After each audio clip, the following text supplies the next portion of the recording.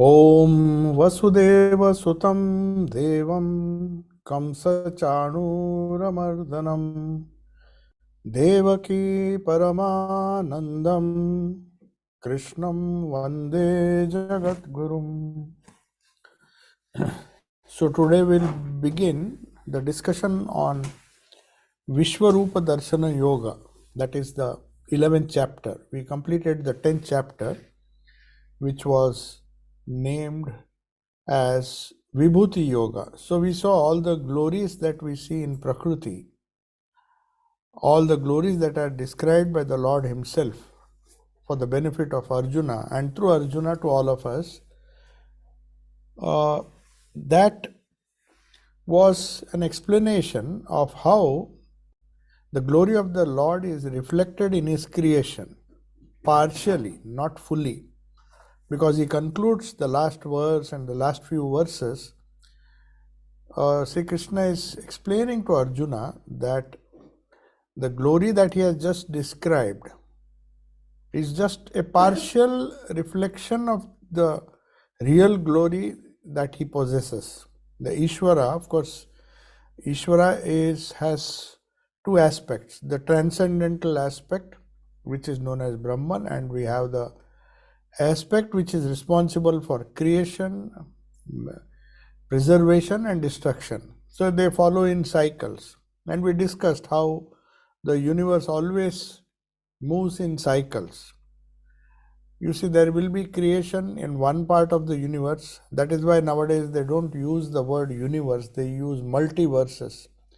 In modern cosmology, they know that there are several universes which constitute the entire universe. So it's a multiverse. And creation, or as they try to explain it, the scientists, they say it's through the Big Bang the creation started, but that is true in one part of the universe. So we have several universes where in some of the universes or galaxies, the universe is expanding. Somewhere it is the status quo is maintained, the creation is going on, the process of expansion is going on. Then suddenly we have a process where everything collapses into a black hole. So we see several black holes where all that was created is absorbed, and even they say the universe collapses into something known as black hole. They are not able to explain it exactly what it is. So in any case, the concept of universe has been replaced by the concept of multiverses. And we have that idea in the Bhagavad Gita where he says a part of the glory of the Ishvara, of the reality that we call as Ishvara or God, is reflected in His creation. So in the creation we see only partially the Vibhuti or the glory. But in the Vishwarup Darshana, we will find Arjuna is asking Sri Krishna, is asking about a glimpse, is asking Arjuna, is pleading with Arjuna to give him a cosmic vision.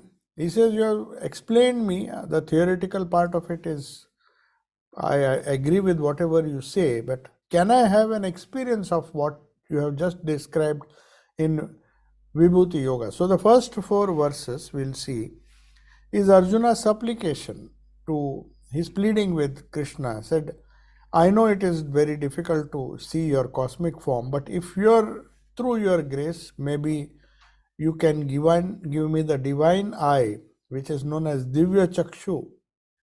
It's a subtle vision or a subtle experience which is not possible with physical eyes. So to see this vision, by the grace of Sri Krishna, we'll see that in the verse number 4 and 5. In verse number 5, Sri Krishna says, the vision that you wish to see cannot be seen by your physical eyes, by the physical body. It requires a subtle vision, or in other words, a divine eye, through which you can perceive that reality. But that cosmic vision which Arjuna wanted to see was, through the grace of the Lord, shown by the Lord to Arjuna. And Lord also shows him that the very concept of time, past, present and future, is only in relation to creation. When creation begins, the time starts. Time starts only as a result of cause and effect. If there is a effect, it has a cause somewhere in the past. And the difference between the cause and the effect gives you the essence of time. So the Lord is embodied as time, Kala. He is the Kala. He will say that in the subsequent verses. He says, I am the time, and time devours everything. We see everything starts, a child is born, then he grows, and no matter how long he lives, he has to die one day. So that is the life cycle of one individual. So also we have life cycles of universes and multiverses, as it is known now. Because in some part of the universe, creation is going on, somewhere destruction is going on, everything is absorbed into the black hole. So there are these multiverses where some activity is going on everywhere. And the time scale changes according to the activity. Now, for example, they say when a human being dies, the time scale which we have, say for example, we live for say 80 years. So 80 years, the passage of time, we have perceived it. We were children, we went to school, we know we lived we studied up to 20, 25, 30 years, and then the time passed. We know the scale. There is a scale of time which we adhere to.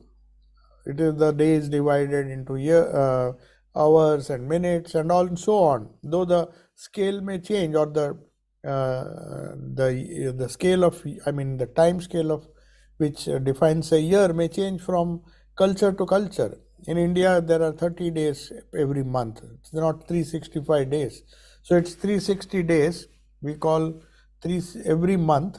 So 12 months into that is 360 days. Then after every 4 or 5 years we add, because we are losing 5 days every year. So to make up, there is something known as Purushottam Mas or Adhik Mas. So our time scale is different to the Gregorian calendar, where they have 365 days, and they have to adjust by having a leap year, where February has 1 day more. So similarly, the Lord is embodied as time. So whatever we see, and moreover, in the gross body, we have one idea of time. So you may say a human being lives for say 80 years, which is further divided into days, 365 days if we follow the Gregorian calendar. Then so many hours multiplied by 24 hours. Then we can multiply it by 60 and get the minutes. So we have some time scale. But according to our Shastras, the time scale of people who have departed, it changes drastically. Because their cause and effect, the cause and effect that you see when a person possesses a physical body is quite different. We become subtle, and when in the subtle world, it's like a dream. In a dream, you are in a subtle existence. You can dream that you have done so many things, but it could have taken a few seconds to experience all that. So the time scale changes in the dream. You feel that you have been traveling, and in dream so many fantastic things happen. And you do not even know how time has passed in the dream. It may be a few seconds, but you feel that a long time has passed in the dream. When you get up, you feel, oh, was it just a dream? So you will find that the scale changes, and they say when we normally have a event which every Hindu performs for the departed souls. We call it Shraddha. So we do it once in a year. I mean, we offer something. Of course, they are not going to eat what we offer physically, but it's for some mental satisfaction that is being offered to the departed ancestor. Why do we do it every year? So some explanation is given that in that state, in the subtle state where a person doesn't have a body, the scale of time changes. So what is 1 year to us, it appears to the departed souls in the subtle existence as just 1 day. So if they are offered food every year, which is prescribed, that you have to at least remember and offer. Of course, they are not going to come and eat that, but the very idea of the very faith with which you offer, the mental vibrations, perhaps they perceive. We do not know. It's still a mystery how these people come to that conclusion. What happens in the spirit world? What happens when one departs? These are all, for many people, it is just a speculation. But if we believe the scriptures, if we believe the different ideas that are given in the Garuda Purana and so many other texts are there, so it's left for us whether we believe it or not. Some people don't believe, some people believe. So whatever it is, the idea behind the calling one of the forms of the Lord is Kala or time, is because in the different worlds, the very concept of time changes. So the Lord is embodied as time. So time passes quite fast for us, for people living in this physical world. Even within different people, when they are very anxious, when they are watching some football match or something in which they are totally preoccupied, they are fully occupied, they feel, oh, 90 minutes have passed and we have not even understood, because they were so much absorbed. But suppose somebody is asked to meditate, 10 minutes, after 10 minutes, he'll look at his watch. He feels he has been sitting for ages. He just gets restless because he is not used to sitting quietly. It's absolutely difficult for most of the people who are always rushing around to sit quietly and enjoy some kind of meditation. If those who attempt, they know. So they find time doesn't pass. If you ask somebody to sit for 1 hour, they'll just dread the fact that, do I have to sit for 1 hour? My God. But if you are watching a match, even if 3 hours and the whole day you just watch the matches or whatever things that you like, you feel the time has passed so quickly. So time is a relative thing. So the Lord is embodied as time. So that is the second part of the chapter. Then Arjuna, after hearing the explanation, he understands and he praises the Lord. So Arjuna pleads now, see, I have understood this wonderful concept. We will see all the details as we go on discussing the verses. You will find how Sri Krishna slowly introduces Arjuna to the concept of the cosmic form, and then Arjuna says, but this is still a theory. You may tell so many things, but I want an actual vision of the cosmic form. The description that you have given, I have to experience myself. So he again pleads. And Arjuna's blessed privilege was that he sees that form. Of course, he is terrified, and you'll see in that later on, he just could not bear, because he saw before. Suppose somebody tells you what is going to happen after, people dread the fact, because there are so many things. If we are shown the past, present and future, we might have done horrible things in the past, in some previous life. And if all of that is showed to you as if a movie is shown to you of your past, present and future, it can be a very frightening thing. And that is exactly what happened. So Arjuna says, oh, no, please withdraw your form. I don't want. But he was curious in the beginning. So that is all what we will discuss in this Vishwarupa Darshana Yoga. So it begins with Arjuna's supplication. We'll start with verse number 1 to 4. Arjuna Uvacha, the first verse says, Mat Mad Anugrahaya Paramam Guhyam Adi Adhyatma Sangitam Yat Tvaya Uktam Vachastena Mohoyam Vigato Mama. So he says, what does it mean? This verse Arjuna is saying, Mad Anugraha, out of compassion. Anugrahaya means through infinite compassion towards me. Paramam, the highest. Guhyam, secret. Adhyatma Sangitam means the secret which is known as Adhyatma. Why it is known as secret? Because if it was known to everybody, if it was known to all XYZ, Tom, Dick and Harry, then it would not be a secret. So Sri Krishna would not call it a secret. Secret not in the sense that it should not be told to everybody, but people simply don't have the faculty to understand the Adhyatma. Adhyatma means that which is subtle, that which is beyond the subtle. So you have to know it through the scriptures or by the grace of the God. So that's why he says, Krishna says, by your grace. Of course, he has not seen the cosmic form till then, but he says, by your grace, I have just got a glimpse. You have told me, at least verbally you have told me what is the greatest secret. Adhyatma Sangitam.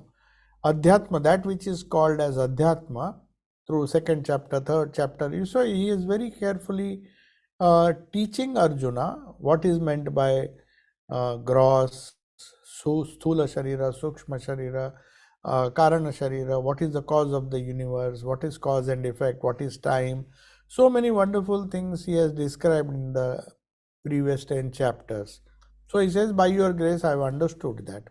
Adhyatma, that which Yat Tvaya, by thee has been spoken. You have kindly spoken it. Vachaha means words. Tena, by that, what has happened to me?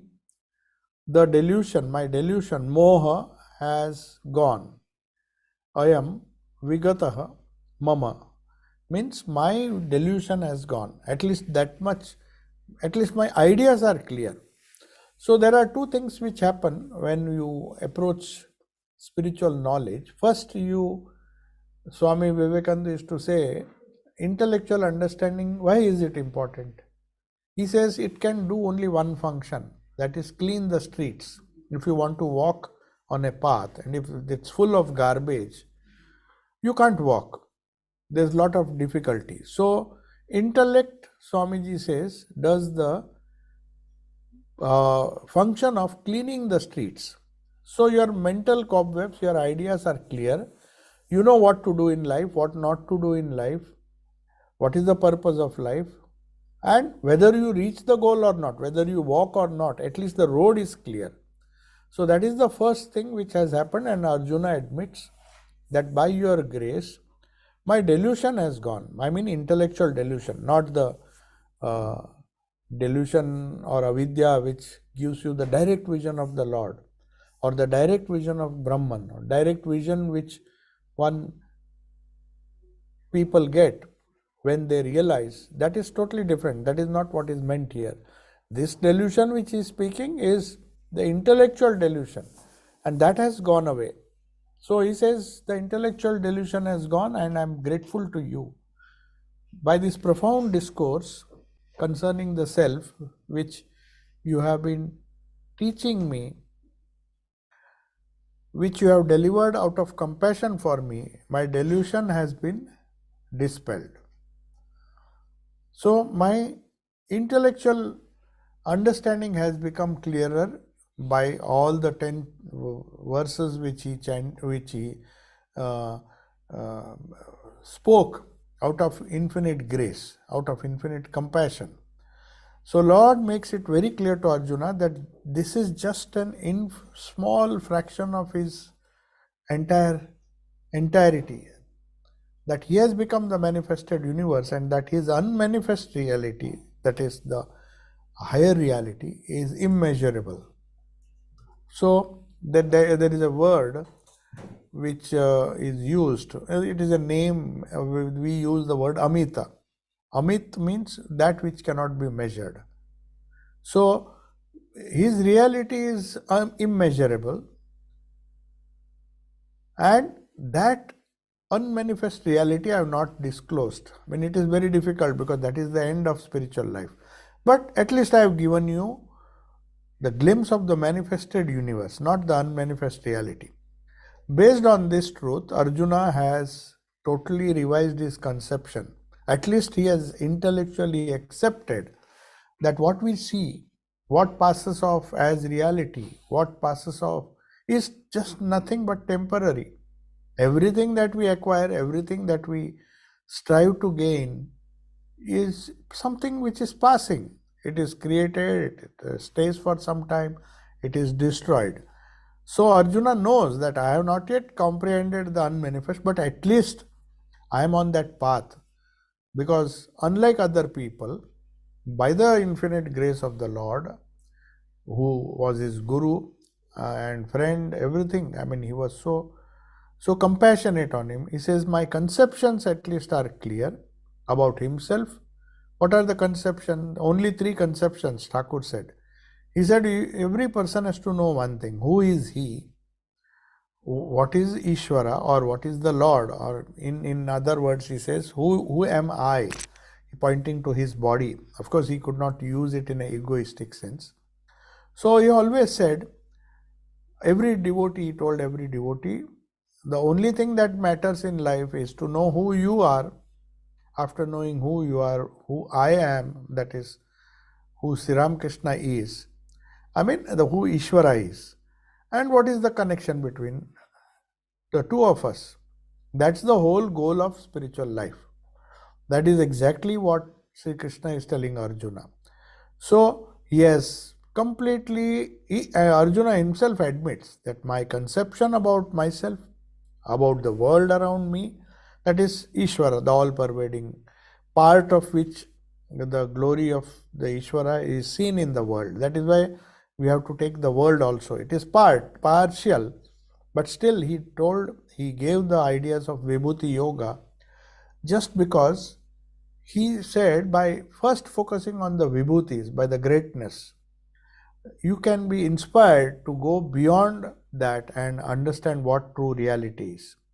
So, what is the ideas about the self? What the self is? Idea about the world around him? What is its relative value with respect to our sadhana? Has the world any relative value? And about his relationship with the world and about his duty. So Swadharma also he taught. It's not that you just give up your duty, you have to know the Swadharma, act in such a way that you come to a state where you can give up that dharma. Sarva dharman parityajya mamekam sharanam vraja. That is the last verse. First he tells him Swadharma. He doesn't say now you renounce all the dharma and come to me. If he had told it in the beginning, it would have been a mistake. He makes Arjuna pass through all the states. He tells him what Swadharma is. He tells him how he should slowly do work in a detached way. Then Bhakti Yoga. Then so many yogas come. And through all the chapters he tells him about his duty, tells him about the reality or the unreality of the world, and finally what is his relationship with Ishvara and how he should attain it. Now he has thus intellectually been delivered from delusion. Then in the second verse he says, Bhava apyayo hi bhutanam shrutau vistarasho maya tvatta kamalapatraksha mahatmyam api cha avyayam. So now in the second verse he says, Bhavapyayo means the origin and dissolution. So in the first verse he says, you have cleared all my delusion, but only intellectually.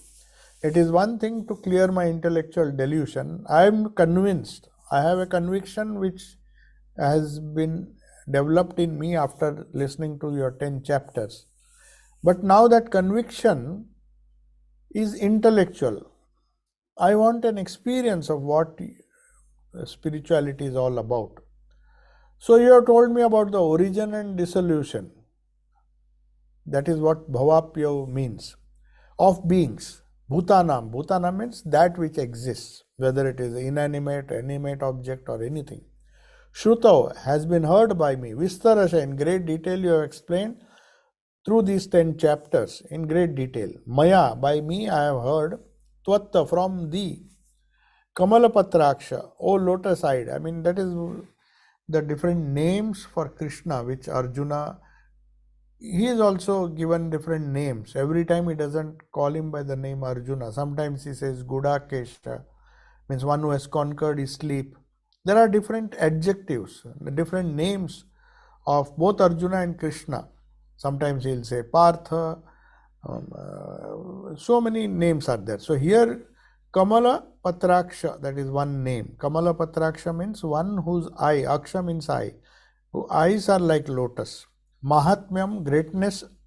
Also, you have explained the inexhaustible greatness of Ishvara or Prakriti, the form, the origin and the dissolution. So whatever has a origin has to have a dissolution. So the universe moves in a cyclical way. That is what experience tells us. Swamiji also in his London lectures on Jnana Yoga, the real and apparent man, and then he gave 2 talks on the cosmos also, where he says in India or in the Indian tradition, we always believe that motion is never in a linear. Things do not happen in a linear way. Everything happens in a cyclical way. So you see, even the atoms and the electrons, they all move around the nucleus. The cosmos also, the sun, the moon, everything you will find a cyclic nature of the entire creation. So if there is an origin, there is a dissolution, but that's not the end of it. It's not a linear event that it starts and it ends and then everything finishes. No, that which dies again has to be born. That explains the entire theory of karma and rebirth. Yesterday we discussed in the Patanjali's Yoga Sutra, the original contribution of Patanjali is this idea of rebirth, or because it is a very scientific idea, because if there is a cause, there has to be an effect, or if there is an effect, you have to presume that there was a cause. So if there is no definite cause in this life, then by reason demands from you that you have to accept the cause, may not be in the immediate past but in the remote past. But in the remote past you are not born, so you have to presume that there is a life before this present life, and there are several such lives, because many times you can't trace the cause and effect. So, but whatever be the cause and whatever be the effect, it moves in cycle, in a cyclical form. So that is why he says this explanation of origin, anything that has a origin in the gross or the subtle, has to have a conclusion or has to have a dissolution. So your inexhaustible greatness of that, as you said, you have partially explained to me in the 10th chapter some of the glories of the Lord. Now, Ishvara, according to Sri Krishna, is the source of this universe, but he is not entangled like the Jivas. The difference between Jiva and Ishvara is that Ishvara is the source of the universe because he is detached from it and he knows the whole process. As Krishna, he is trying to explain that I see the past, present and future, and I know what is going on. And of course, obviously, he is going to show this vision, the entire result of the war. It is so terrible that Arjuna says, no, please withdraw. It's like seeing your past, present and future, several lives, as if you see a movie. They also say that at the moment of death, most of the people, those who have, there are some books, I don't know how far we should accept them, but they say near death experiences have been described. And invariably, most of the people, I have myself heard from one of our monks who practically had a stroke, and by some chance he was taken to the hospital, and just because he made it on time, he survived. So we just asked him, and he gave a very clear description of what he experienced. I mean, he was perhaps very close to that death.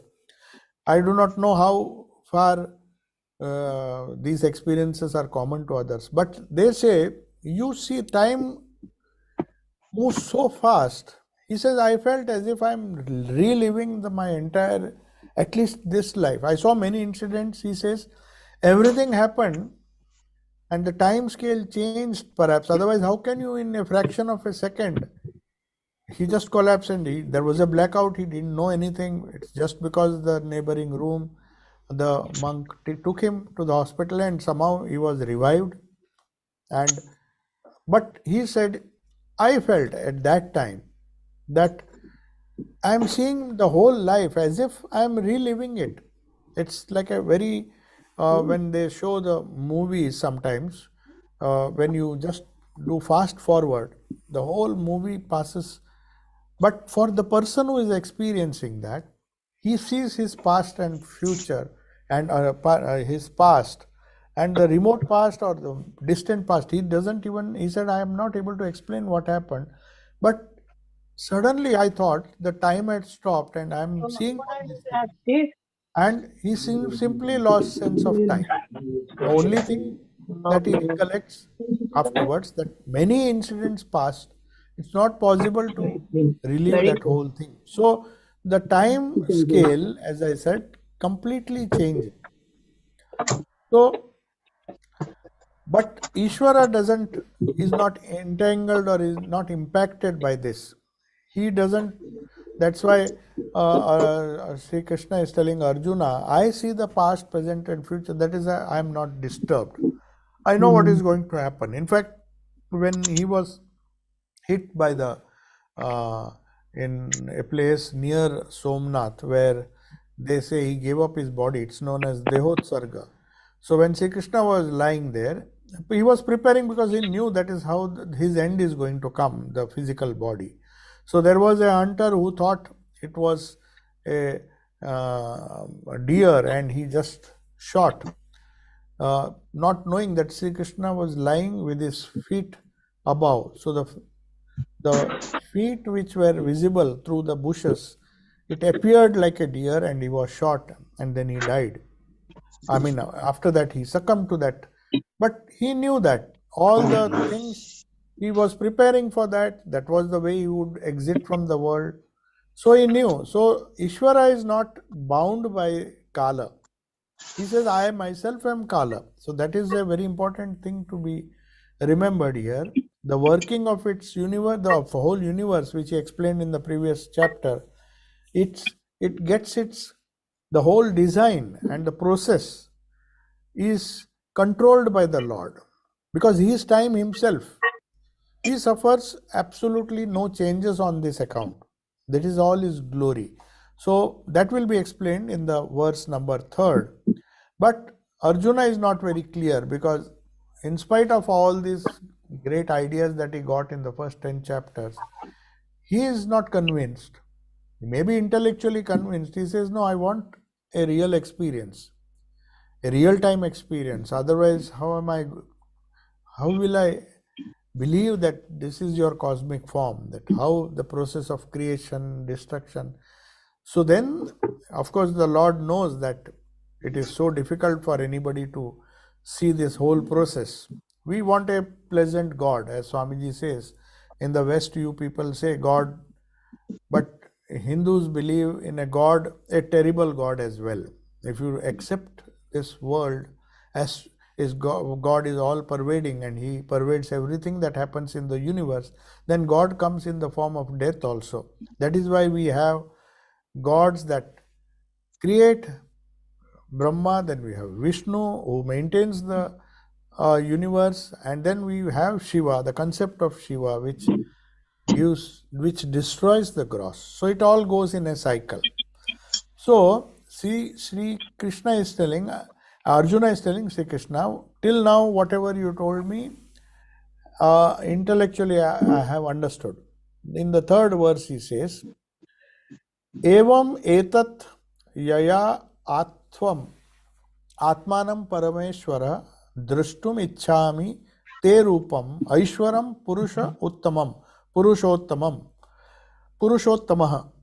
So what does it mean? He says this yatha, as has been declared by you, whatever things you declared till now, Parameshwara, O Supreme Lord, I wish to see it. I wish to have a vision of that, real experience of that.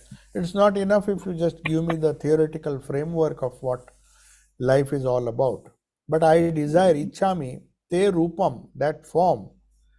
Give me some concrete vision, which concrete experience, and my clear understanding will then be it will be a perfect conviction after that. If I see, you may read 100 things about Greece or any country of Europe, but unless you go there, your knowledge will always be intellectual. You may see videos, you may read books describing the wonders of Greece, but unless you go there, unless you experience it, you will not have the full knowledge. It's one thing, as Sri Krishna used to say, it is one thing to know about milk, one thing to see milk, and another totally different thing to taste milk. So some people have just seen or just heard about milk. They know milk is something, it's a liquid, white in color, but some people know, they have tasted it. Till they have tasted it, they don't have the real experience of what milk is. Some have just heard, some have seen, and some have actually tasted. Similarly, he wants from Purushottama. Purushottama means one who is the Purusha Supreme. You are the Supreme Lord. So it's only by your grace I can have a desire. I have a desire, but I know with in my own capacity, I cannot possibly get that vision. But if you decide, I desire to see that Ishvara form, that which creates that which. Sri Krishna knew that it would be too much for him to see, because as I said, we want a pleasant God. We don't want a God. If somebody says God is responsible for our misery, just as we want God to just give us happiness and the pleasant things of the world. But if we accept the God as he is in toto, then you will find that there is a concept of God the destroyer also. You have to take the whole picture. And Sri Krishna knows that this will be too much for this Arjuna. In fact, you'll see at the end of that he says, please withdraw. I am happy with the Krishna that I am seeing in front of me. You don't show. First he was very curious. And but that curiosity, he didn't expect the type of vision, cosmic vision. That's why this Vishwarupa Darshana, it follows the Vibhuti Yoga. In Vibhuti Yoga, he just gave an intellectual conception of what Prakriti is. And in this chapter, he actually gets the vision. So these divine attributes are totally inherent in Ishvara. But just as the example is given in Vedanta, that if you say fire, it has a burning power, you can't separate. So when you say the very concept of fire and its burning power cannot be separated. So he says the divine excellences which he described in the Vibhuti Yoga, they are part of the Lord. You can't say the Lord is transcendental and he doesn't have an immanent aspect. He has both. So the features that we attribute to God, that is not, he is Sarvagnya, means all knowledge, all lordship, all strength, all brilliance, all whatever he described in the Vibhuti. He just gave him a small hint when he says, among all the animals, I am the lion. He just gives an indication of what greatness is. It's not that the lion is Brahman, a goat is also equally a Brahman. But in animals, when you say, when you see things in a graded way, one is superior to the other. You take the greatest thing in a particular species and meditate on that. That leads you to the real greatness of the Lord. So there are a lot of hidden glories, he says, which may be recognized only when the Lord decides to reveal himself, like this Vibhuti Yoga. So Arjuna now is keen to know that. After knowing all the other things, he is not happy. He says, no, I still want a vision where I can see some more glories. So, but that is not possible with the ordinary eyes. So he says, I am giving you a divya chakshu. But he says, manyase, I know, yadi tat shakyam. Manyase yadi tat shakyam, maya drushtum iti prabhoho, yogeshwara tato me tvam, darshaya atmanam avyayam. So he says, if you think, he is not very sure whether he has the capacity to see. So he says, if you think that it is possible for me to see with all the limitations I have, I don't have the capacity, I'm sure, but if you think it is possible, even with my limitations, to see, maya drushtum, to see, iti, Prabho, O Lord, Yogeshwara is addressing Krishna as Yogeshwara, means one who is the Lord of yogis. So this vision, which is subtle vision, which is possible only to the yogis, can be given by the Lord of the yogis. So he's saying, O Yogeshwara, tataha, then, me, thou, tvam, darshaya, show, atmanam, the self, avyayam, the imperishable. I just don't want to see only your glorious form, but if possible, you show me your transcendental form as well, which you say is far superior than the manifest form. As Ishvara, there is one form that is seen and or that is prayed to by people. Everybody wants God with form, but knowing for certain that there is a formless aspect of God, pure consciousness behind the God with form, but that can be seen only if the grace of the Lord is there. So you are the Lord of yoga. So let me reach the culmination of yoga, which is Kaivalya, as Patanjali says, Nirvana, as Buddhists say, or realization of Brahman or Mukti, Moksha. There are so many ways of describing the transcendental reality. But whatever it is, you are the Lord of yoga. I know yoga is the method, the real yoga. I mean, the goal of yoga is to show me the eternal self, which is, according to yoga, Patanjali's yoga, is Purusha or Brahman, whatever it is. In Vedanta, it is same thing is known as Brahman. So this yoga is a creation of Ishvara. You are the one who bind us by fooling us and attaching us to the gross things which are perishable, which we have to leave behind when we die. But you are the one who, again, through yoga, shows us the way out. So God works both ways. Sri Ramakrishna used to say, there is this avidya maya, which maya, both are maya, but the Prakriti acts in both ways. In one aspect of Prakriti, she can delude you. Another aspect of Prakriti, the same Prakriti will help you to get out of delusion. So this yoga has come from you. I know you have created a yoga for people. That's why every chapter of the Gita is known as a yoga shastra. It is not just a how many minutes? 15 minutes, yeah. So this yoga, because you are Yogeshwara, you can definitely teach me that yoga.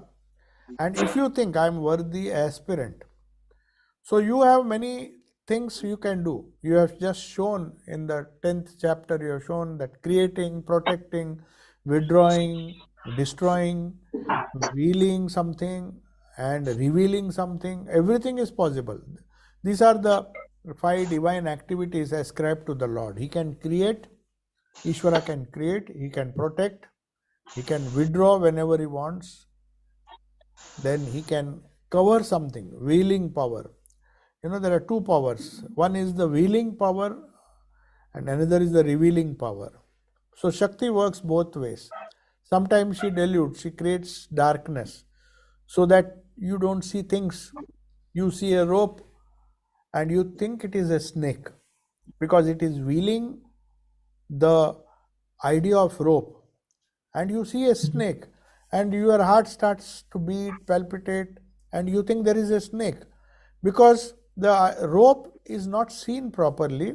You are just seeing a form of a rope which appears to you as a snake, and you start fearing. And then somebody brings the light, and when the light shines, oh, you say it is the revealing aspect of the Lord. The Lord the light, through the light, he reveals the reality.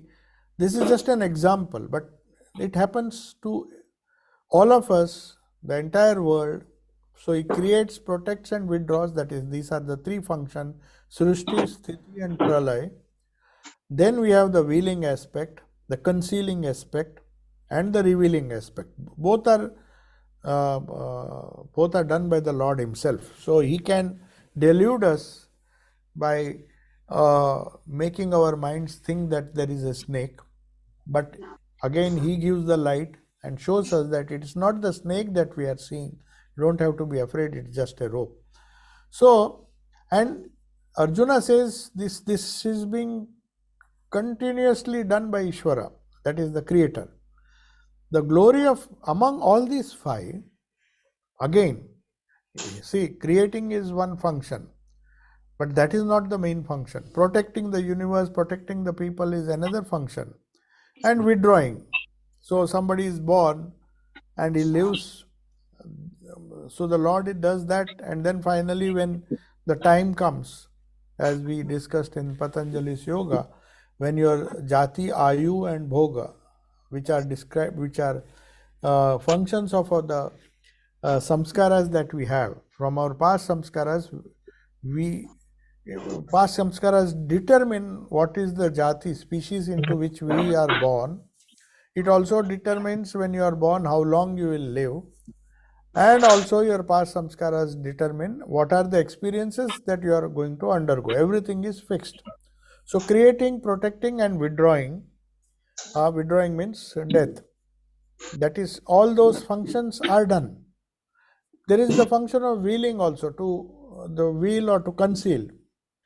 But among these 5, the cosmic revelation or the revelation of the truth, which happens only to people like Arjuna, this cosmic vision in the whole armies, the 2 armies were standing in front of each other. None of them could see. They knew something is going on. Arjuna is seeing something and is wonderstruck, but they don't know what he is seeing because it requires a divya chakshu, a subtle vision. So this glory of cosmic revelation, Vibhuti Yoga, this, not Vibhuti Yoga, this Vishwarupa Darshana Yoga, this is the 11th chapter. This is the theme of this chapter, that the Lord enables, and of course the benefit also went to Sanjaya because he had a special blessing from Sri Krishna that he could explain whatever Arjuna sees in the battlefield. Whatever is experienced and heard by Arjuna was simultaneously heard by Sanjaya. So he was the lucky one who could see.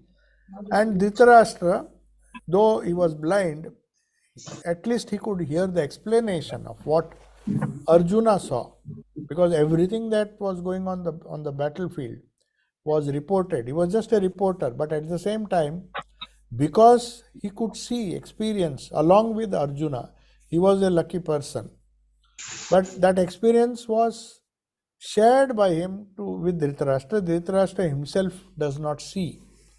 So that is the difference between a real cosmic revelation, which is one of the 5 functions of the Lord, but it is the most important, because if the cosmic truth is revealed to you, then the life's main purpose is solved.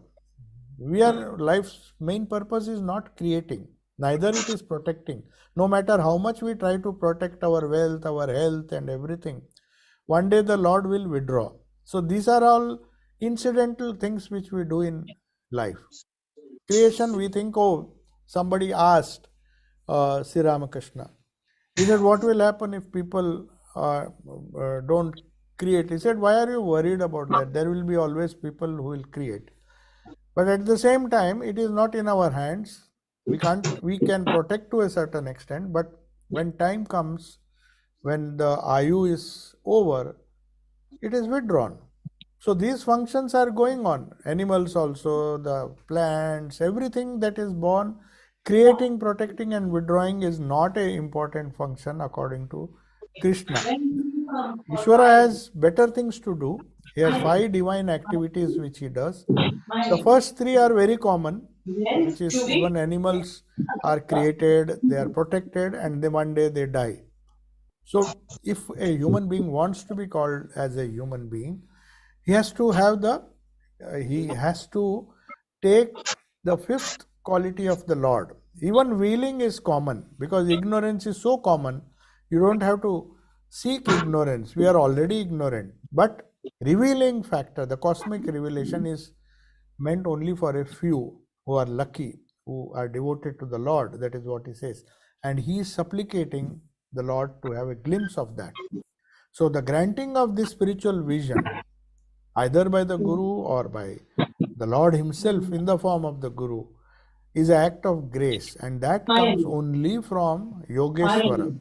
That is why Sri Krishna is being addressed by Arjuna as Yogeshwara, because you are the Lord of Yoga. You can make our yoga, delude us by most of the people get, though they think they are practicing yoga, they may be deluded, and they fall a prey to the deluding power of the Lord. But those who are lucky, as he says, you are Yogeshwara, you can show me the right yoga also. So to give prominence to the personal will, here, see, what is the important thing here is Arjuna doesn't want to take credit.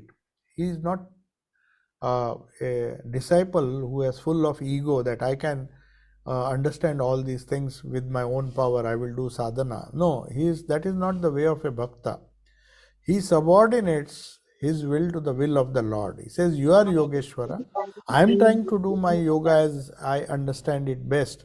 But I know ultimately the cosmic revelation will be had by your grace. So consistent with this particular attitude, what he does, Arjuna is now just pleading, because he knows there is nothing else he can do. He will try his best, but if he has to have a vision, it will come through the Lord's grace alone. So Ishvara may grant it to him. He thinks, by the grace of Sri Krishna, I may have a vision. On my own, I am definitely not going.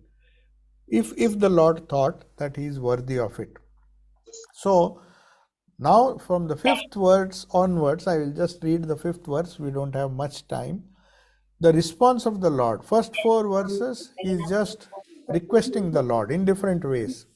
He said, I have understood this, I have understood that, but still I want a vision. Show me your revealing power.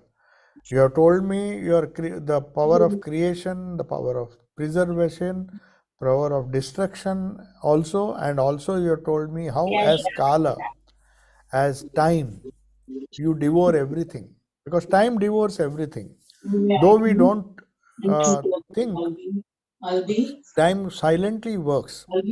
Every person, that is why when Swami Vivekananda was asked in the West, in America, that why you Hindus, your Hindus, you seem to be obsessed with the idea of death. He said, can you, but everybody wants life, wants to live life to its fullest, but hates to discuss the idea of death. So he was asked in the West, why Hindus are so much obsessed? He said, we want the whole reality. We not only want to know how to live, what is the purpose of life, but we also know how to die. So when your knowledge of knowing how to die, just as the knowledge of how to live, because no matter how much skills you acquire, whatever you do, and train yourself to live a worthy life, the question will always haunt you. After gaining whatever success one wants, will I be able to preserve it? Will I be able to keep it? No matter how much we try, all the hard earned, whether it is name, fame, money, or everything, when a person ages, normally they start thinking of religion at that time, because they know that all the effort that I have done is going to go waste now. Everything will be taken away. Though he would like to postpone his death or maybe even live eternally, but knowing that it is not possible. That is why when Swami Vivekananda was once asked by some young people who are very much influenced by his patriotism, and they thought that they'll do something for the country, so they wanted some advice from Swamiji when he came back to India in 1897. So with these young youths, they were full of life, full of energy. They wanted to do this, they wanted to do that, and they wanted some advice. So they came in a very big group, and Swamiji looked at them, looked at their enthusiasm. But he knew that if they really want to do something great, they have to have the full knowledge of life. So he first thing he told them is, can you do one thing? They wanted to know what can we do, what sadhana, what yoga, what all things a spiritual aspirant, so that we can be of use to the world. He said, can you do one thing? For the next few days, just meditate on death. So they were all shocked. He said, we are young people. We have not come here to ask you about all this. Tell us how to live. We don't mind dying, but he said, how can you understand what life is? How can you get the strength unless you know death? And then he explains what happens if you meditate death. He says, in the beginning, you will be discouraged, you will be depressed. It appears that if you constantly harp upon the fact that you will die one day, you may be depressed. That is what the boys thought, and he said, yes, I agree with you, but you persist. He told them, if you persist, then you will find that after some time, when you know that this is the only end of everything that you will do, then you will slowly start becoming more and more fearless. Then you will not fear death. Then you can do some real work. Otherwise, that fear of death will always haunt you. When you are earning money, whatever you are doing, when you are earning name, fame, glory, whatever you do, the secret fear of death, which is known as abhinivesha in Patanjali's Yoga Sutra, we have discussed it so many times. That silent anxiety or worry that what will happen after my death.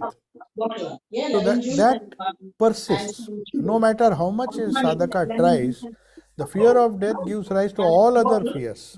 All other fears have as a root cause the fear of death. So he tells these youth that if you meditate and understand the truth of behind not only life but also death, as the young 14-year-old Nachiketa went to Yama to ask him, he asked him, you know, you are the king of death, or you are the lord of death. So I want to know what happens. What is immortality? If there is immortality, what I want to know that. I don't want to have a hazy idea and die like a dog. I want to die in such a way that I know what follows death. I have to prepare for death. So he goes, and Yama is very much pleased with this 14-year-old boy, that at this age he is very keen to know the secret of death. So the whole discourse in Kathopanishad, which is one of the favorite Upanishads of Swami Vivekananda, he said every Indian should read this. Every human being should read this, because that gives a complete idea of what life is. So now time is over. The 5th to 8th verses speaks about the divine eye. We will discuss it in the next class. So I'll take your leave now.